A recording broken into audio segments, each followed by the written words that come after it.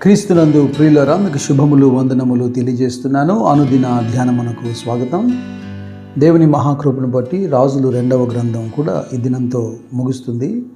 చివరి అధ్యాయమైన 25వ అధ్యాయం ఈ దినం మన ధ్యానాంశంగా ఉంది. ఈ అధ్యాయంలో హిజ్కియా పరిపాలన కొనసాగుతుండగా అతని పరిపాలనలో బబులోను రాజైన నెబుకద్నెజరు యెరూషలేము మీదికి తన సైన్యమంతటితో వచ్చి యెరూషలేము ఎదుట ముట్టడి దిబ్బ వేశాడు. దాదాపుగా 2 సంవత్సరాలు అలాగ కొనసాగడం ద్వారా పట్టణంలో తీవ్రమైనటువంటి క్షామము, కరువు కలిగింది. అయితే కల్దీయులు ప్రాకారాన్ని పడగొట్టగా పట్టణంలో ఉన్న సైన్యమంతా కూడా ఆ మార్గం గుండా పారిపోవడం మనం చూస్తాం. రాజైన సిద్కియా కూడా పారిపోయే ప్రయత్నం చేస్తూ ఉండగా అతని సైన్యం అంతా అతని దగ్గర నిలవకుండా చెదిరిపోవటాన్ని బట్టి కల్దీయులు అతన్ని తరిమి ఎరుకో మైదానంలో పట్టుకొని బబులోను రాజు దగ్గరికి బందీగా తీసుకుని వచ్చారు. బబులోను రాజు అతన్ని తీవ్రంగా శిక్షించాడు. 7వ వచనం మనం చూస్తే, సిద్కియా చూస్తూ ఉండగా అతని కన్నుల ఎదుట అతని కుమారులను చంపించి అతని 2 కన్నులు ఊడదీసి అతన్ని ఆ గొలుసులతో బంధించి చెరలోకి తీసుకెళ్లారు. ఇదంతయు ప్రవక్త అయిన ఇర్మియా ప్రవచిస్తూ వచ్చాడు. ఒకవేళ 2 దినవృత్తాంతాల గ్రంథము 36వ అధ్యాయం 12వ వచనం మనం చూస్తే, ఈ విధంగా కఠినమైన హృదయం కలిగి సిద్కియా దేవుని యందు భయభక్తులు లేక దేవునికి వ్యతిరేకంగా జీవిస్తూ దేవుడు నియమించిన ప్రవక్తల మాటలు అతడు వినలేదు అని రాయబడింది. అటు ఇర్మియా 6వ అధ్యాయం మొదటి 8 వచనాల్లోనూ 21వ అధ్యాయం 3 నుంచి 7 వచనాల్లోనూ, ప్రత్యేకంగా ఇర్మియా గ్రంథము 37వ అధ్యాయంలో 16 నుంచి 21 వచనాలు కూడా చాలా స్పష్టంగా ఇదివరకే రాజులకు వ్యతిరేకంగా ప్రవచిస్తున్నాడని, ప్రకటన చేస్తున్నాడని ఇర్మియాను కొట్టి బంధించి చెరసాల్లో వేశారు కదా. అయితే అక్కడి నుంచి సిద్కియా ఇర్మియాను పిలిపించి యెహోవా యొద్ద నుంచి వచ్చినటువంటి వాక్కు ఏమని అడుగుతున్నప్పుడు ఇర్మియా అంటాడు, నిశ్చయముగా నీవు బబులోనుకు చెరకు తీసుకొని పోబడతావని.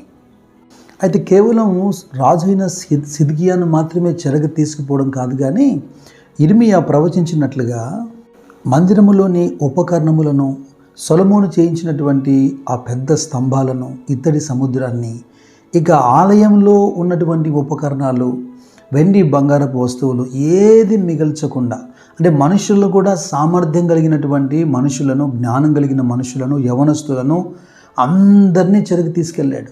కేవలం పేదవారిని కొంతమందిని లేదా ముసలివారిని, ఇలాగా బలహీనమైన మనుషులను కొంతమందిని విడిచిపెట్టాడు.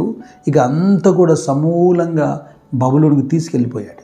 ఆ మిగిలినటువంటి శేషం మీద శాపానికి పుట్టిన అహీకాము కుమారుడైన గెదల్యాను అధిపతిగా నిర్ణయించాడు. ఆ గెదల్యా కూడా కుట్ర చేయబడి చంపబడ్డాడు. అయితే ఈ రాజుల గ్రంథాన్ని ముగిస్తున్నప్పుడు ఓవరాల్గా, అంటే మొదటి గ్రంథము 2వ గ్రంథం దాదాపుగా 47 అధ్యాయాలు మనం ధ్యానం చేశాం. ఈ 2 గ్రంథాల్లో 39 రాజులు మనకు కనబడతారు. యూదా మీద పరిపాలన చేసినటువంటి 20 మంది రాజులు, ఇజ్రాయిల్ మీద పనిచేసినటువంటి 19 మంది రాజులు. యూదా మీద మొట్టమొదటి రాజు రెహబాం అయితే ఇజ్రాయిల్ మీద మొట్టమొదటి రాజు యెరోబాము. రాజుల మొదటి గ్రంథం 12వ అధ్యాయం వరకు రాజ్యమంతా ఒకటిగా మనకు కనపడుతుంది. అయితే 12వ అధ్యాయంలో ఇజ్రాయిల్ 2గా విడిపోతున్నారు, ఇజ్రాయిల్గా, యూదాగా. ఈ సుదీర్ఘమైనటువంటి పరిపాలన అంతటిలో దాదాపుగా 39 మంది రాజుల్లో కేవలం 8 మంది మాత్రమే మంచివారిగా, యథార్థవంతులుగా, నీతిమంతులుగా, యెహోవా యందు భయభక్తులు గలవారిగా ఉన్నట్టుగా మనం చూస్తాం. చాలా వరకు ఆ అనుదిన ధ్యానాల్లో కానీ, లేకపోతే వ్యక్తిగత జీవితంలో, కుటుంబాల్లో, ప్రార్థనలో కానీ ఈ రాజుల గ్రంథాలు లేదా దినవృత్తాంతముల గ్రంథాలు వచ్చినప్పుడు ప్రజలు పెద్దగా ఆసక్తి చూపించరు. ఎందుకంటే అది కేవలం ఒక చరిత్రగా మాత్రమే వాళ్ళు చూస్తూ ఉంటారు. దాదాపుగా 45 దినాలు ప్రతిరోజు ఏదో ఒక రాజు గురించి లేదా రాజుల గ్రంథాల్లో ఉన్న ప్రవక్తల గురించి ధ్యానిస్తున్నప్పుడు ఎన్నో అంశాలు మనకు బోధపరచబడ్డాయి, ఎన్నో విషయాలు మనం నేర్చుకున్నాం.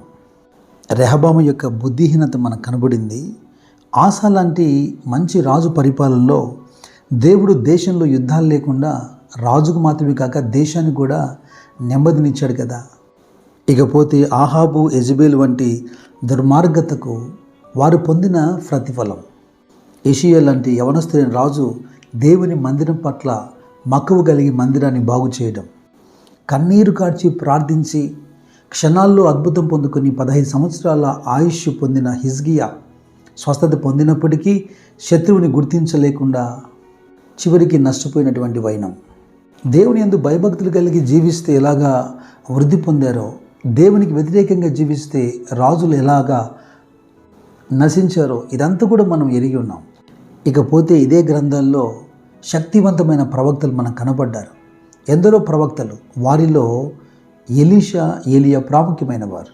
దేవుని వాక్కును పొందుకొని రాజులను సైతం ఎదిరించినటువంటి ఏలియా, శారపతి యొక్క అద్భుతం, పడద్రోయబడిన బలిపీఠాన్ని కట్టి దేశపక్షాన ప్రార్థించి ఆకాశం నుంచి అగ్ని దింపటం, మరణాపేక్ష కలిగినప్పుడు కర్మేలుకెళ్ళి కర్మేలు యొక్క విజయ అనుభవాలు.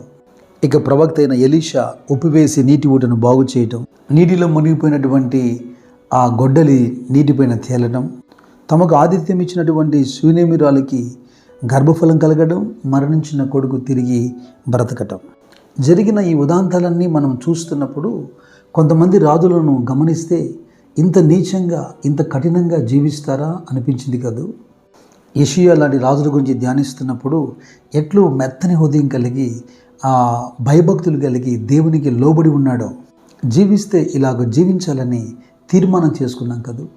ఈ 2 రాజుల గ్రంథాల్లో కేవలం ఇజ్రాయిల్లా యూదా యొక్క చరిత్ర మాత్రమే కాదు, రాజుల వృత్తాంతములు మాత్రమే కాదు, దేవుని యొక్క శక్తి సామర్థ్యాలు, రోషము కలిగి ప్రవక్తలు చేసినటువంటి అద్భుతాలు, ఇలాగున్న రాజులందరి గురించి ధ్యానిస్తున్నప్పుడు తప్పక మనకొక రాజు జ్ఞాపకం రావాలి. ఆ రాజే రాజులకు రాజు, ప్రభువులకు ప్రభు, సొలొమోను కంటే అధికమైన అటువంటి జ్ఞానము, వైభవము కలిగినటువంటి క్రీస్తు.